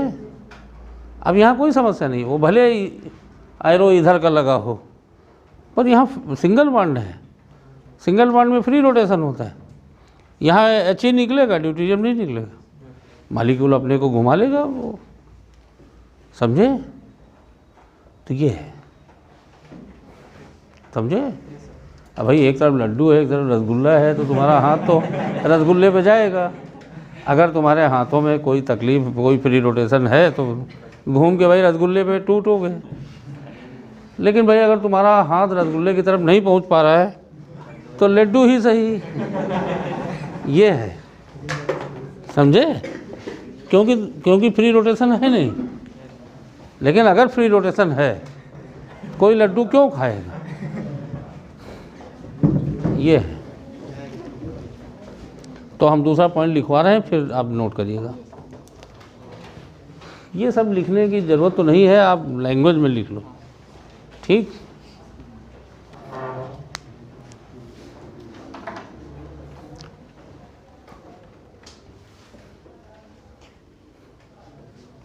एक बार ऐसे ही जो है इंटरव्यूअर कोई बड़ी पोस्ट के लिए नहीं, कोचिंग में ही लोग शुरुआती दिनों में हमसे पूछ बैठे, तो हमने भाई ये बताया, तो उन्होंने कहा सर ये तो ठीक नहीं है। तो हमने कहा फिर लड़कों को हम क्या बताएं, बच्चों को हम PhD की बात बता दें, एंटी पेरी प्लेनर होना चाहिए ट्रांजिशन स्टेट, हम transition state anti periplanar दिखाएंगे तो बच्चे पढ़ पाएंगे उसको। और क्या ये पूछा जाएगा, पूछा तो एंटी एलिमिनेशन अभी हम बता रहे हैं, वो जो कन्फर्मेशन तुमको पढ़ाया था उसका यूज अब हम करेंगे। तो हमने कहा सही क्या है, और क्या गलत है इसका फैसला बच्चों पे छोड़ो, उनको समझ में आएगा तब ना सही गलत का फैसला करेंगे। और जब उनको कुछ समझ में नहीं आ रहा तो हमारे सामने तेलुगु बोलोगे, हम नहीं समझ पा रहे हैं तो हम कैसे जवाब दे पाएंगे। मान लिया किसी बच्चे ने हमको तेलुगु लैंग्वेज में क्वेश्चन पूछा, तो जो हमको नहीं समझ में आ रहा तो हम उसका जवाब ही नहीं दे पाएंगे। अब तुम कह दो नहीं सर को तो भाई अब तो क्वेश्चन बता नहीं पा रहे हैं सर, तो ये है। तो हमने कहा बच्चों को इसी तरह समझाया जाता, नहीं तो कैसे समझेंगे वो। थोड़ा सा कन्फर्मेशन बच्चों को आइडिया होता है, पढ़ाया जाता है, उससे डिटेल उनको पढ़ाया नहीं जाता। नहीं तो ट्रांजिशन स्टेट में एंटी पेरिप्लेनर दिखाया जाता है, कन्फर्मेशन बना के बच्चा न्यूमाइनल बना के, ट्रांजिशन स्टेट में न्यूमाइनल बना के तो दिखाया जाता है। तो हमने कहा ये अगर हम 11th-12th के बच्चे को, जो 12th ही पास होते हैं बच्चे, तो उनको हम ये कैसे बता पाएंगे, आप बताइए। फिर लड़के कहते हैं कि ऑर्गेनिक कठिन है या वो समझ में नहीं आ रहा है, तभी बच्चे बताना शुरू करते हैं। तो बेहतर है कि भाई उनके कंपटीशन के अकॉर्डिंग नीड, ये वैसे भी एक आध सवाल, ये बात अगर पूछी जाएगी तो बड़ा मुश्किल इम्तहान होने वाला है फिर। तो पेपर ऐसा बनाया जाता है जो मोर और लेस सब बच्चे उसको ट्राई करें तो बच्चों से हो जाए, उसमें चेक किया जाता है, समझे। उसमें मेरिट बनती है भाई, उसमें देखा जाता है कि कौन बच्चे आगे हैं कौन नहीं। और आपके लेवल का नहीं पूछा जाएगा तो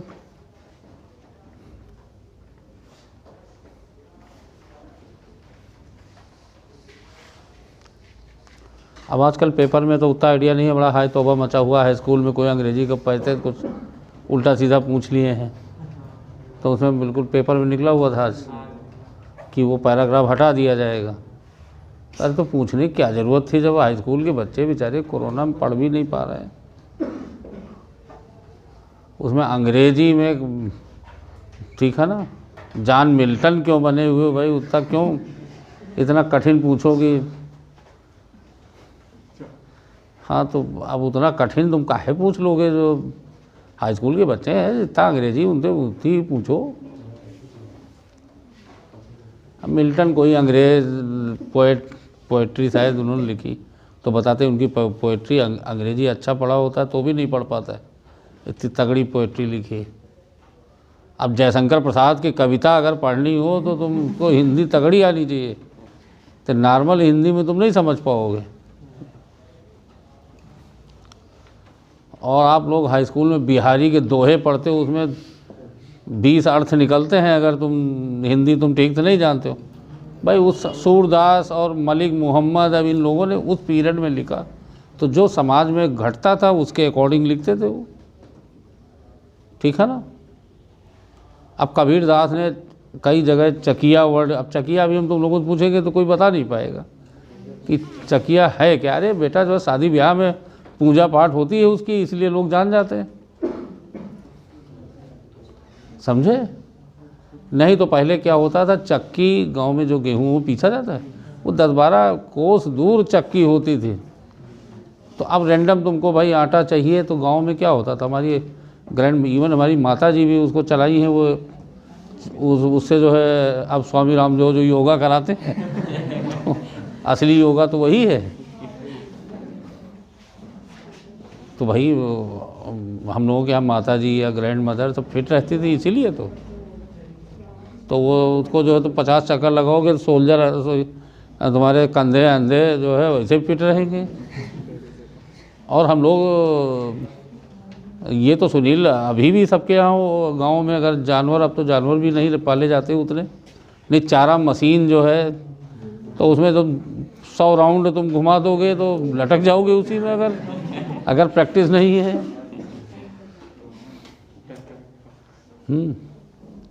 और हमारे पिताजी जब चारा मशीन में उसमें जो जितना इनपुट डाला जाता है उनको 4 गुना डालते थे।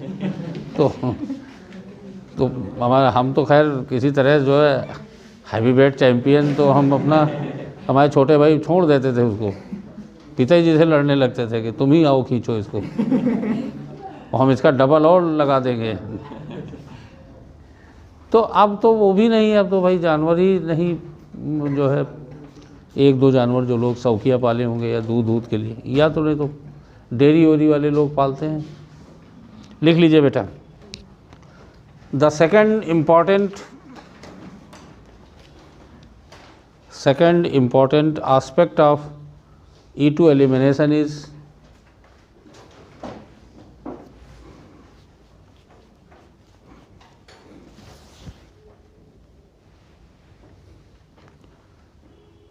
its stereospecific nature. E2 elimination is its stereospecific nature. Its stereospecific nature. ठीक।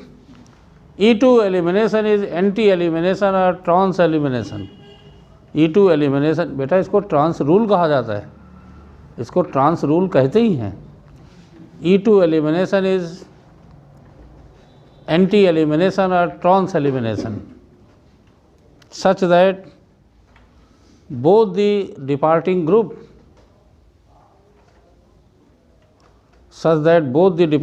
must be present in trans or anti position.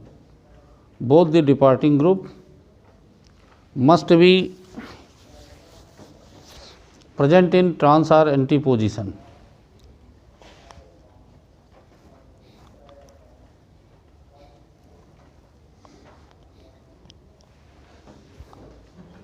Trans और एंटी पोजीशन, ठीक है ना। अगली लाइन से लिखना, if both the departing group are not present in trans position, both the departing group if not present in trans position,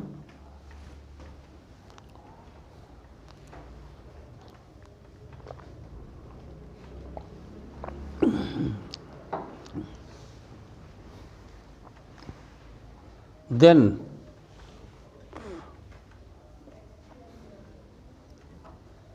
via free rotation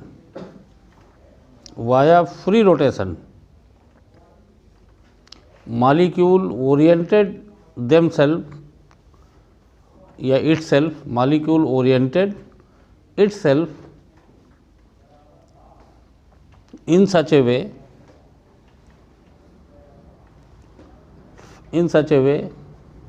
that both the departing group will become in trans position.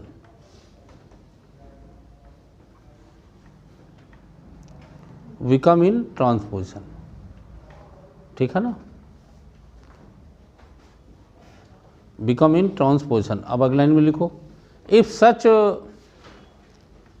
rotation is not possible, such free rotation is not possible,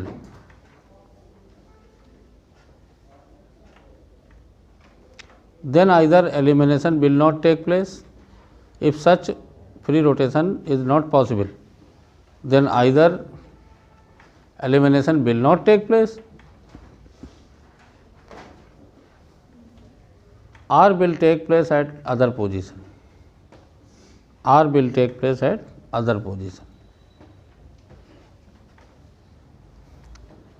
for example are will take place at other, जब भी लिखो भाई are will take place at other position. अब ये दो example तुम लिख लीजिए, है ना, बहुत सारे एग्जाम्पल।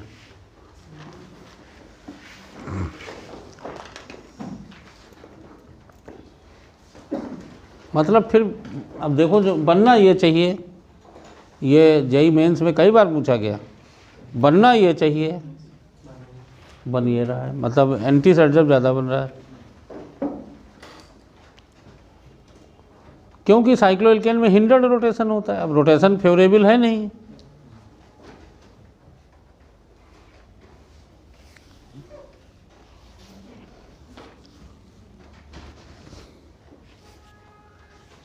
अगले टेस्ट में तुम लोगों को एक्स्ट्रा फ़ायदा होना चाहिए क्योंकि तुम्हारा कोर्स है पूरा अभी से, शायद हमको लगता है यहीं तक हमने लिखा है ग्रिग्नॉर्ड कन्फर्मेशन, तो तुम्हारा कोर्स पूरा है 26 का, ठीक है ना। तो अब तुम पेपर केमिस्ट्री का पूरा, और अब उधर वाला हिस्सा कम रखेंगे, अब जो है आइसोमेरिज्म तक एक 3 मिथाइल 2 पेंटीन क्वेश्चन दिया था हमने, और एंटी मार्कोनी का ऑफ एडिशन किया था हमने, प्रोडक्ट पूछे थे, कर ले गए थे कि नहीं? हाँ, तो वो सवाल करिएगा, वही एक सबसे वो ऐसे 2-4 सवाल ये सब हमने अपने आप बनाए थे। और इस तरह का जेई मेंस में एक पूछा जा चुका है, खैर 3 मिथाइल 2 पेंटीन। अरे इसमें सब आंसर की चिंता, वो सब जानते हो तुम। वो एक सवाल लैंग्वेज में हमने दिया था कि 3 मिथाइल 2 पेंटीन का पेरोक्साइड की प्रेजेंस में HBr से रिएक्शन करेंगे तो कितने प्रोडक्ट बनेंगे।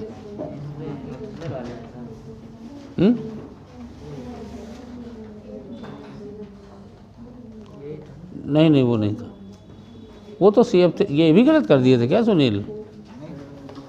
एक लैंग्वेज में सवाल हमने दिया था।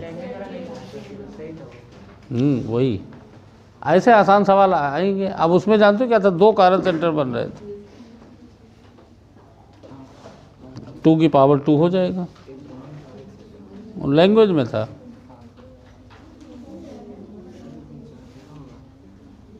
वो एक्चुअली वो मार्कोनी का में कार्बोनियम आयन के 2 सवाल ध्यान नहीं दिए, वो 2 सवाल चले गए, वो एक ही हैं।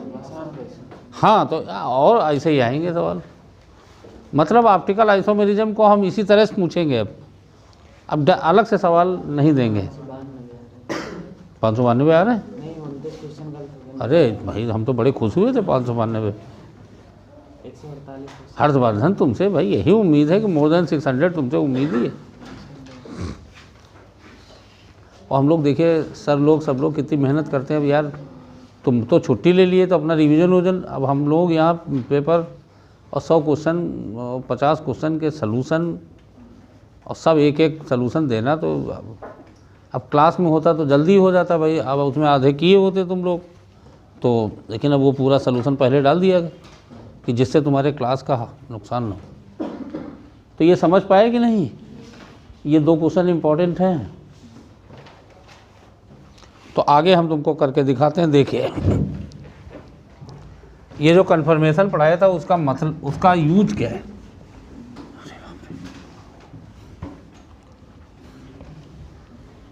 और दिसंबर महीने में अब ये 10 पॉइंट जो है ये ज़्यादा टाइम नहीं लगेगा, यहीं तक टाइम लगता है। ये जो अब पढ़ा रहे हैं यहाँ तक ब्लैक पेन लो। ये तो देखो ज़रा, अब तुम देखो ज़रा सब लोग, एक क्वेश्चन हम करके दिखा रहे हैं। जैसे ये है,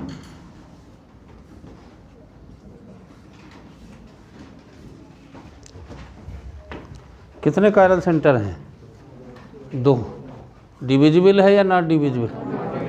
तो ये सब जो तुम फ्रीली बोल रहे हो यही पढ़ाने का नतीजा है, और बस हम यही चाहते थे।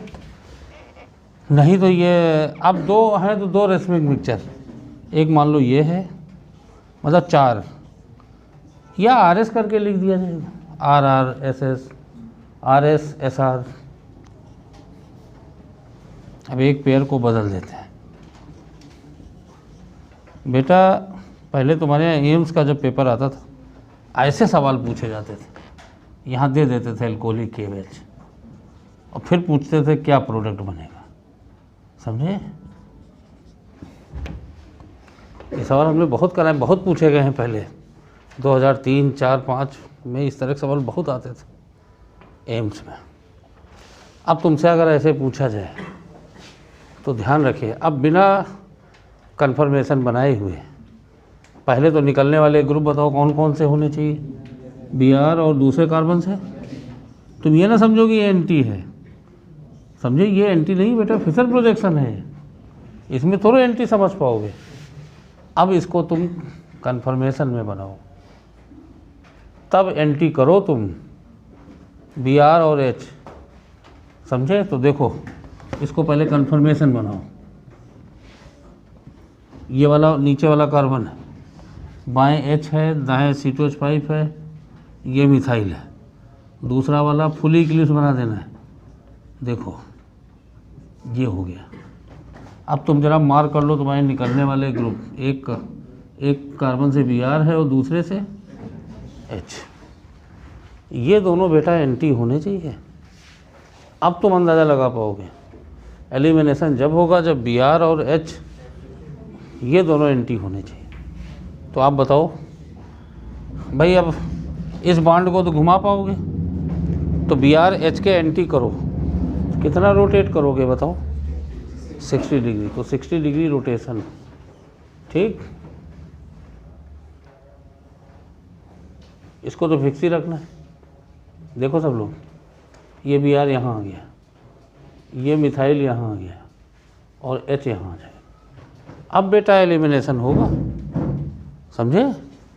अब ये दोनों Br मतलब निकलने वाले ग्रुप और हाइड्रोजन ये एंटी हैं, तो ठीक है भाई, HBr निकल जाएगा। अब ये हट गया, डबल बॉन्ड तो बनना है, तुमको न लिखना हो तो न लिखो, कन्फर्मेशन में डबल बॉन्ड लिखने की ज़रूरत नहीं, और ये चाहो तो ऐसे लिख दो। तो ये तो कार्बन है, दूसरा कार्बन है, ठीक। अब तुम देखो, एक ये कार्बन है, तो एक मिथाइल लगा है इस कार्बन से और इथाइल लगा है, और डबल बॉन्ड दूसरा कार्बन ये है। अब इस कार्बन पे जो बाकी दो, इस मिथाइल के अपोजिट H है, मिथाइल के अपोजिट H, इथाइल के अपोजिट मिथाइल है। ये देखो बेटा, ये सिस टू पेंटीन बना है, बना है नहीं बना? समझे? अब आप बताओ, अब तुम्हें इसका प्रोडक्ट बनाना है, ठीक। देखो ये यहाँ पहले ये पहला कार्बन, इस पे बाईं तरफ इथाइल, दाईं तरफ H CH3, बाईं तरफ H, इधर Br, इक्लिप्स बना दो। अब तुम पहले मार कर लो, एक कार्बन से Br और दूसरे कार्बन से हाइड्रोजन। अब ये दोनों एंटी होने चाहिए, तो ये यहाँ लाना पड़ेगा। कितने डिग्री रोटेट करो? 180 डिग्री। अब डायरेक्ट करो रोटेशन, ठीक। और चाहे इधर ले जाओ चाहे इधर ले जाओ, कोई फर्क नहीं पड़ेगा।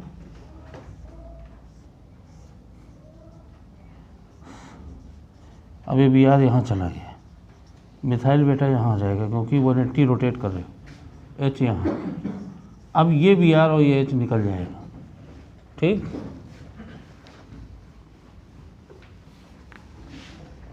और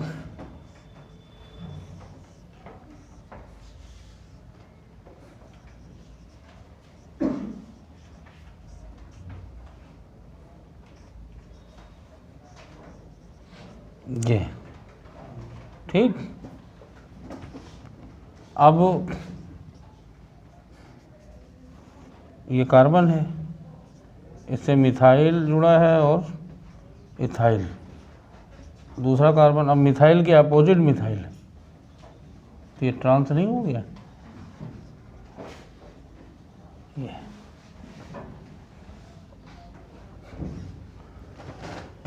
एंटी एलिमिनेशन। ये है, लिख डालो, लिख डालो, फिर तुमको क्वेश्चन देते हैं। हाँ बनाओ, कोई दिक्कत आ रही? तुम ये ध्यान दो, पहले फुली इक्लिप्स बना के और दोनों निकलने वाले ग्रुप दिमाग में रहे कौन कौन से निकल रहे हैं।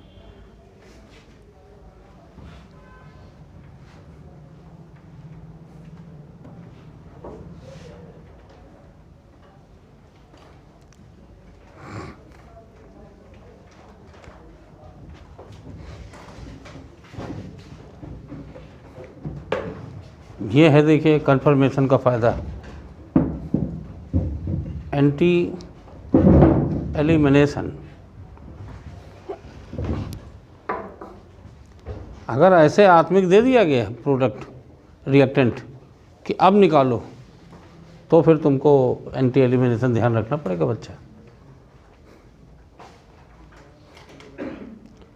आज कल ये चैप्टर ख़त्म हो जाएगा, तो यहाँ तक हाइड्रोकार्बन पूरा हो जाएगा, समझे? पूरा alkyl halide hydrocarbon complete. 11th का सिलेबस पूरा कंप्लीट हो जाएगा, 12th का भी एल्किल हैलाइड हो गया। तो एल्किल हैलाइड में ही तो है ये एलिमिनेशन, और हाइड्रोकार्बन में प्रिपरेशन में है।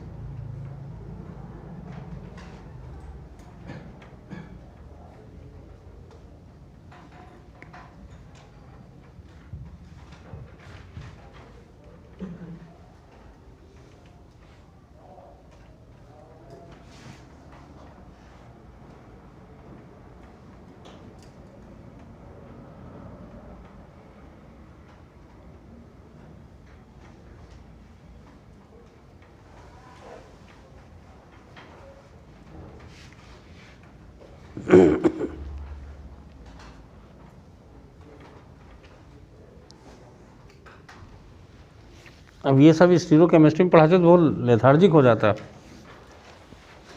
क्योंकि अब जो इम्पोर्टेंट है वो हमको ज़्यादा फोकस करना था, वो ऑप्टिकल आइसोमेरिज्म है।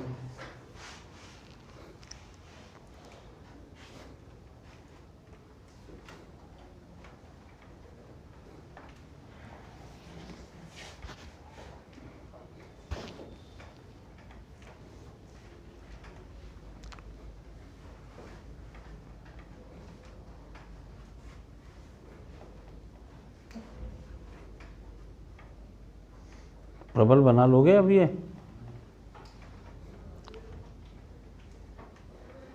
लिखो डीहाइलोजिनेशन, डीहाइलोजिनेशन।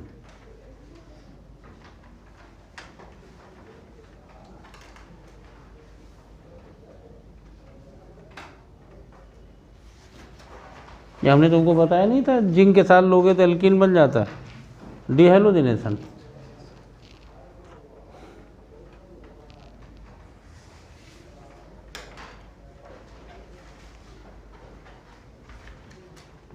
when 1,2 डाइहैलाइड, ब्रैकेट में क्लोराइड ऑब्लिक ब्रोमाइड, आयोडाइड भी ले सकते हो। 1,2 डाइहैलाइड when treated with zinc metal or sodium metal, when 1,2 dihalide is treated with zinc metal or sodium metal,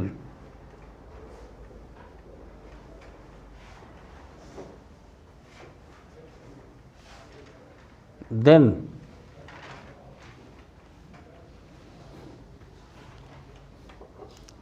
alkene is formed.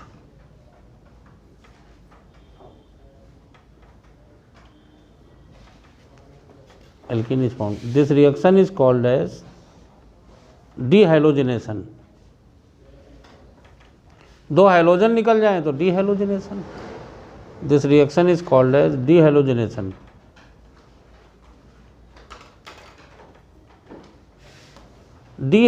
mechanism लिखिए, dehalogenation reaction will also follow E2 elimination.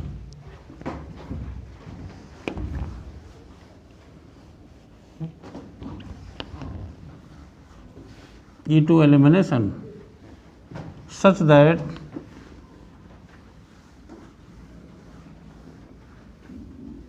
anti-elimination, such that anti-elimination.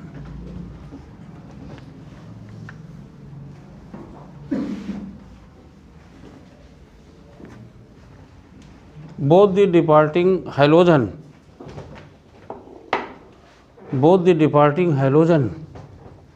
must be present in anti position. Both the departing halogen must be present in anti hail position. और बेटा 4 bromine ले लोगे तो alkyne बन जाएगा, last में लिखवा दीजिए। ठीक, अब देखो ये रिएक्शन थी, ये तुम पहले भी पढ़ा चुके हैं। बताइए सुनील, पहले पढ़ाया था ना कोल्बे और वुड्स पढ़, तो पर इसमें स्टीरियोकेमिस्ट्री एंटी एलिमिनेशन है। अब बताओ यहाँ दोनों बीआर एक दूसरे के कैसे होने चाहिए, ये ध्यान रखिएगा भाई। अल्कोहलिक केमिस्ट में HBr निकलता है और इसमें Br निकल, तो बनाओ भाई। अब तुमको पूरा मौका देते हैं, नहीं नाराज रहोगे, सर ने हमको मौका नहीं दिया, सर तो खुद ही मौका लूट ले रहे हैं। अब अल्कोहलिक केमिस्ट लोगे तो Br ट्रिपल बॉन्ड आ जाएगा, ट्रिपल बॉन्ड में कोई सिस ट्रांस होता नहीं। 1 मोल निकालना हो अल्कोहलिक केमिस्ट से तो फिर तुमको ध्यान देना, ये रेसमिक है, रेसमिक 2,3 डाइब्रोमोब्यूटेन।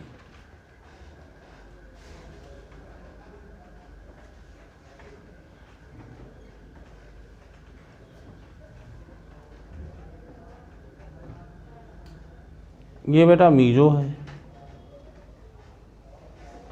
ये ज़्यादा पूछा गया है एग्जाम में।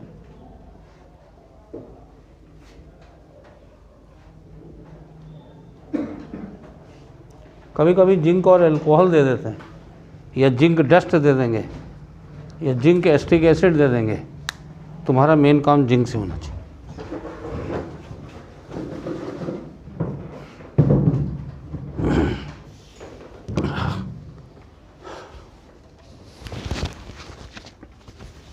देख रहे हो E2 एलिमिनेशन में आइसोटोपिक इफेक्ट और एंटी एलिमिनेशन दोनों हैं।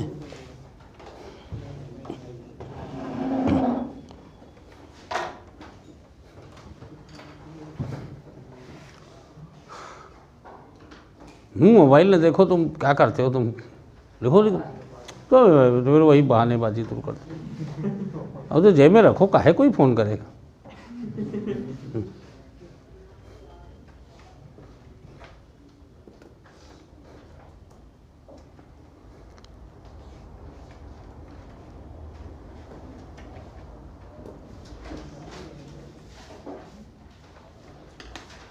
जानते हो, अब तुमको ये मौका दिया है तो एक बार तुम करके देखोगे ना, तुम नहीं तो हम बता ही देंगे।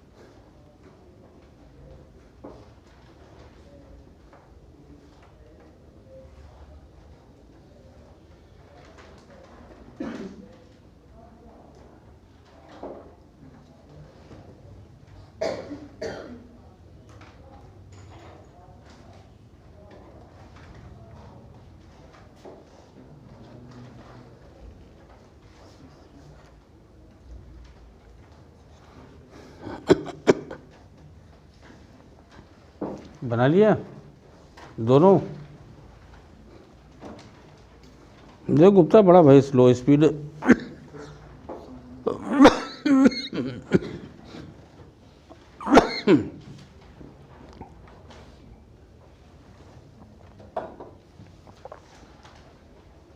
बना लिया भाई सुनील?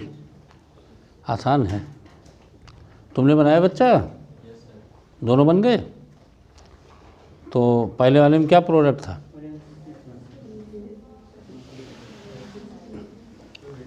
नहीं, सिस या ट्रांस भाई, हमको तो वो चाहिए ना। अरे 2 ब्यूटीन डायरेक्टली लिख तो डायरेक्टली लिख हम सकते हैं। 2 ब्यूटीन तो दोनों बनेगा ही बनेगा। हमको तो स्टीरो केमिस्ट्री बताओ भाई, सिस बनेगा या ट्रांस? यही तो पूछा गया था, और क्या पूछा गया था? ये ज़्यादा पूछा गया था। तुम एंटी एलिमिनेशन दिखाओगे तब तो बताओगे।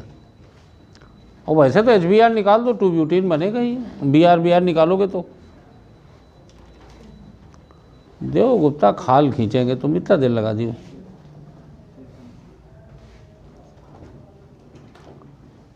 अरे इसका पहले हर्षवर्धन खाल खींचेंगे। पंडित जी अभी तुम पहुँचे नहीं हो।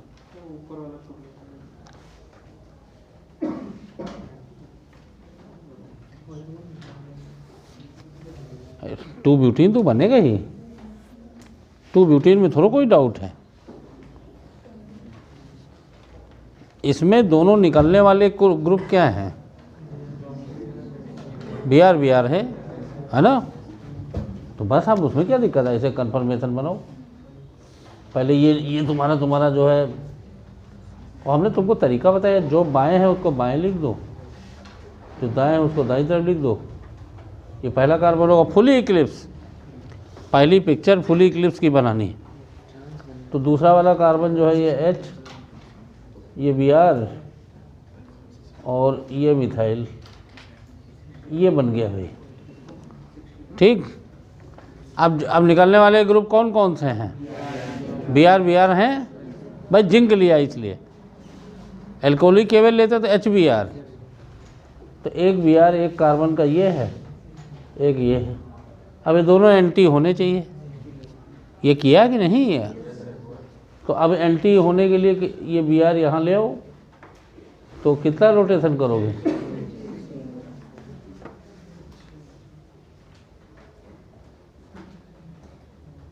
ये Br यहाँ आया, मिथाइल यहाँ आया और H यहाँ आया। ठीक। अब दोनों Br हो गए एंटी, तो निकाल दीजिए। ये Br और ये Br निकल जाएगा। वो ZnBr2। अब ये Br तो निकल गया, तो यहाँ डबल बॉन्ड आ गया।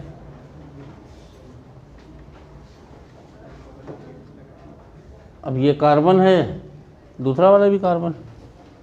तो अब तुम इस कन्फर्मेशन में देखो, अगर ये नहीं लिख पा रहे हो तो यहाँ देखो, इस कार्बन से जो CH3 जुड़ा है उसके अपोजिट क्या है? तो इस कार्बन पे जो CH3 जुड़ा है उसके अपोजिट है H। तो उसका मतलब दूसरी तरफ फिर CH3। तो क्या बन गया? और नालायकों, तुमको याद नहीं है, सिस 2 ब्यूटीन का जब एंटी ब्रोमिनेशन करते हो तो रेसमिक मिक्सचर मिलता है। तो रेसमिक मिक्सचर का एंटी एलिमिनेशन कर दोगे तो क्या होगा? अरे जिस रास्ते से गए थे और उसी रास्ते से फिर वापस हो रहे हो। एलिमिनेशन एडिशन तो एक दूसरे के रिवर्स होते हैं, रिवर्सल। और तुमने स्टीरो केमिस्ट्री भी वही रखी है, तो सेम नहीं बन जाएगा? तुमने CAR लिख रखा है, cis on anti addition give racemic mixture. ज़रा उल्टा पढ़ो, racemic mixture on anti elimination give cis. ठीक है ना?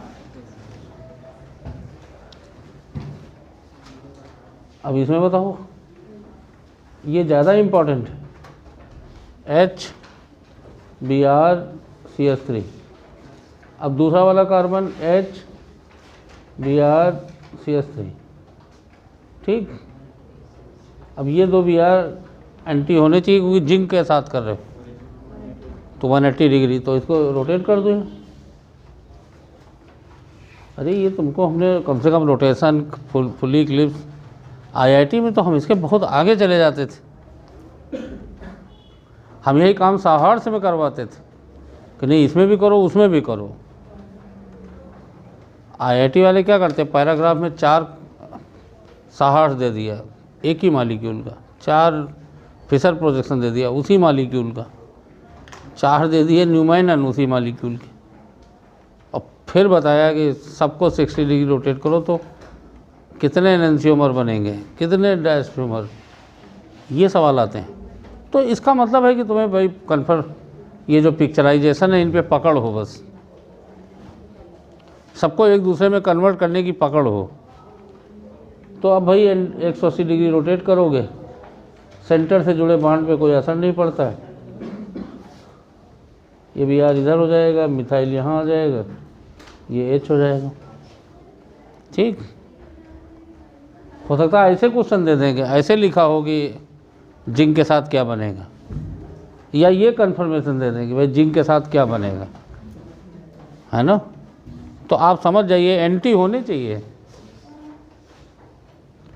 तो अब अगर ये बी आर और ये बी आर निकालोगे तो क्या होगा, जो है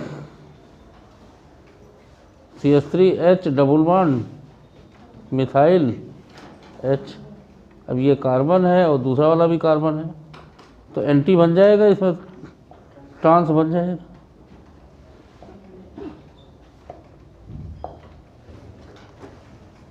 तो इसमें ज़रा एक लाइन लिख दीजिएगा,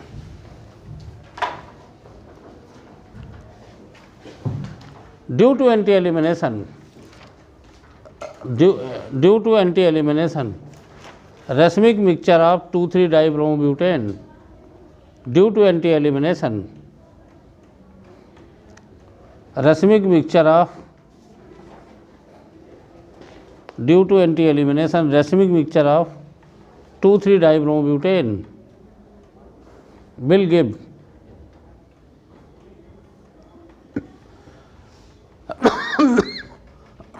cis-2-butene, while हाइड्रोकार्बन में ये भी हम इंक्लूड कर लेते हैं, ठीक, टेस्ट में ये भी इंक्लूड हुआ hydrocarbon, while meso 2,3-dibromobutane on anti-halogenation, meso 2,3-dibromobutane on anti-bromination give trans-2-butene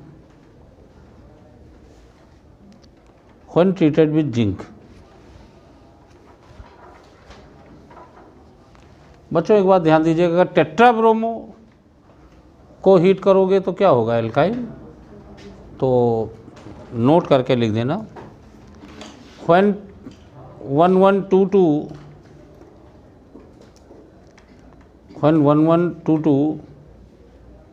tetrahydride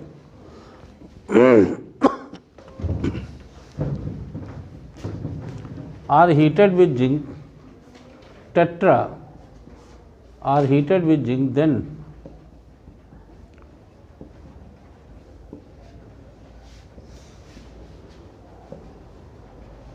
alkyne will form।